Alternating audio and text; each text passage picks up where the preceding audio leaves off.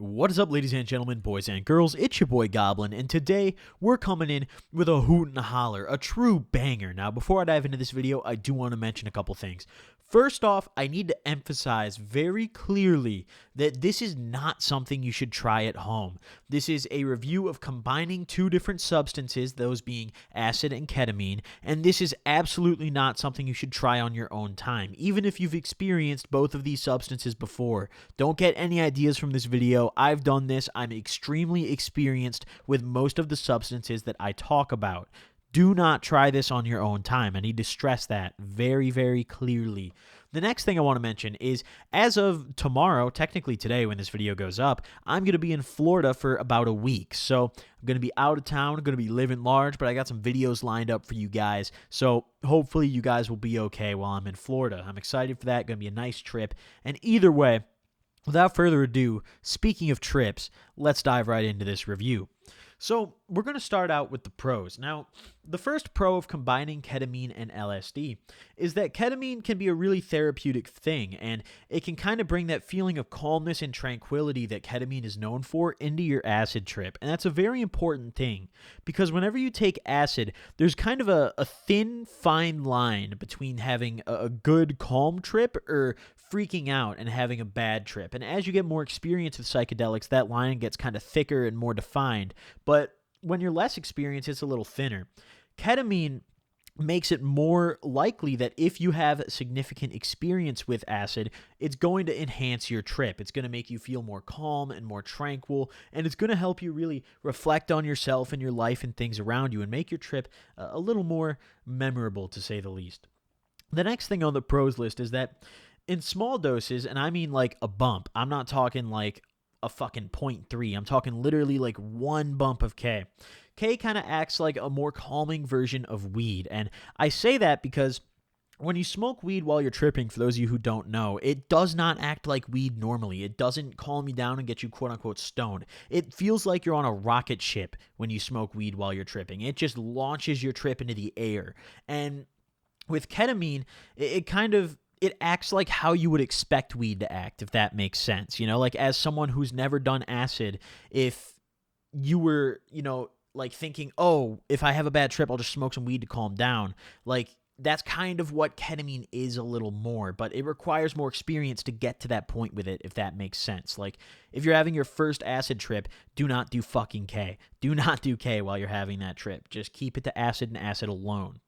The next thing on this pros list, and this is a personal opinion kind of thing, some people don't like this, and I've actually seen someone throw up off K and acid because of this, but the physical feeling is really, really intense. I felt like I was on like a roller coaster that was just constantly going downhill, that feeling of just G-force pushing me back, and I felt very like weighted and wobbly. It was kind of strange. And I only did, the most K I ever did while tripping was 2 bumps. And that's not a significant amount. That's like maybe a line, So like not a significant amount at all, because you're not supposed to do very much. And I was really careful to make sure that I didn't K-hole, which I'll get to later. But either way, the final thing I have on this pros list, and there's not a ton of pros or cons because I've reviewed both of these substances individually. So it's more just, I guess these pros and cons are a little more in-depth than my normal ones. But nevertheless, the final pro on this list is it can help you create a really productive and memorable trip in the sense that you're probably, if you're experienced and you're truly ready to handle this combination of substances, it's going to make you feel a lot more insightful and comfortable with yourself, and either A, more comfortable about talking to the people around you, or B, more comfortable about thinking about things that you normally wouldn't think about, you normally wouldn't want to reflect on while you're tripping, because ketamine can be a very therapeutic thing, and if handled properly and by somebody with plenty of experience that is truly ready for it, it can be a therapeutic thing while you're tripping, and it can really, really make that trip meaningful. Now, moving on to the cons list here. First and foremost, this is the biggest con. It requires an immense amount of experience and knowledge on psychedelics and substances as a whole in order to kind of control your trip and have it go how you want to.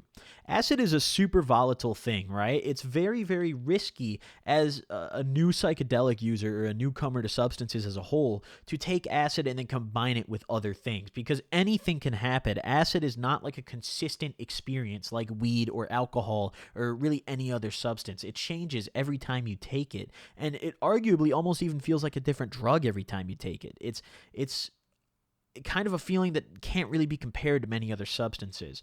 And if you're inexperienced and you do this, I've said this a million times already, but I really want to get the point across here, you're not going to have a good time. And the reason I'm stressing this so much is because I know so many of you guys are so young and around the age where I was doing this shit. And believe me, do not get any ideas. Don't think just because you're as old as I was when I did this, that means you're ready for it. You're not, okay? Maybe you are, and that's great, but don't do it. Either way.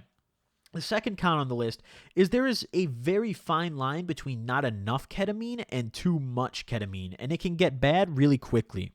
Personally, I don't like K-holing to begin with, and I've never K-holed while I'm tripping. However, I would imagine that that would be garbage, and from what I've heard from friends who have done K while they're tripping, such as my buddy Ashton, a couple other friends who I'm not going to name for obvious reasons, they've all told me that, yeah, you got to be careful with it. You don't want to do too much K while you're tripping because it will just shut down your entire trip and send you into a real fucked up experience that you're definitely not trying to have. So you have to really know how to dose yourself and how to pace yourself when it comes to this. The next con here, which technically ties into the last one, is, yeah, if you K-hole yourself, you're fucked. You're fucked. It's not going to be a good time. I don't have any personal experience K-holing myself on acid, but from what I've heard from friends who have done it, it is not something you'd like to try. The next con on the list, and this is kind of self-explanatory and applies to each of these substances individually, but I feel that it still needs to be mentioned. You're not going to function normally for pretty much the entirety of your trip, right? Like, you're not going to be able to act sober if, like, a cop walks up to the car you're in, or, like, you have to talk to your parents. Like, especially because of the ketamine. Like, ketamine alone, you're not talking to your parents on that shit, right? But this is a combination that, like, you need to make sure that you have your alone time or you're with your friends and you have no responsibilities while you're doing this. Because if you have any, you're going to blow them off. I'll tell you that right now. The last con I have on this list is the quote-unquote kind of rocket ship G-force feeling that I described earlier can be kind of scary to some people. You know, not everybody necessarily likes that feeling, and that's why I also put it as a con, because like I mentioned earlier, I've watched a guy vomit because of it. You know, he was like, dude, I was just spinning. I felt like I was just on a roller coaster, and he yacked. He just fucking yacked everywhere. And that's not fun. You don't want to do that while you're tripping. Although I will admit, I've puked while I'm tripping, and it was kind of cool, actually. But nevertheless, don't try that, all right? Don't get any ideas. So now that we've been through the pros and cons, let's get to the fucking score, baby. We're going to go to the review board. What do you think, Steven? What's the score?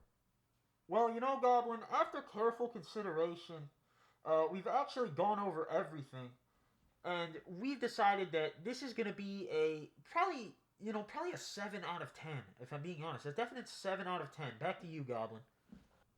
Steven, you sound very muffled. You sound kind of fucked, dude. Are you all right? Yeah, Goblin, it's not a big deal. We actually have a hostage situation back at the review board studio here. They're demanding $10,000, or else they're going to take my life. Is there any way you could actually provide that, please? Thank you, Steven. Have a nice night. All right, well, there you have it, everybody. And that is the final score from the review board, 7.5 out of 10. That is a pretty respectable score. You know, let's get a round of applause. However, just because I gave it a high rating doesn't mean you should get any ideas. Don't fucking try this. Don't do it. Hope you guys enjoyed this video. Drop a like if you did. Thank you all for watching. I'll see you guys next time. Peace.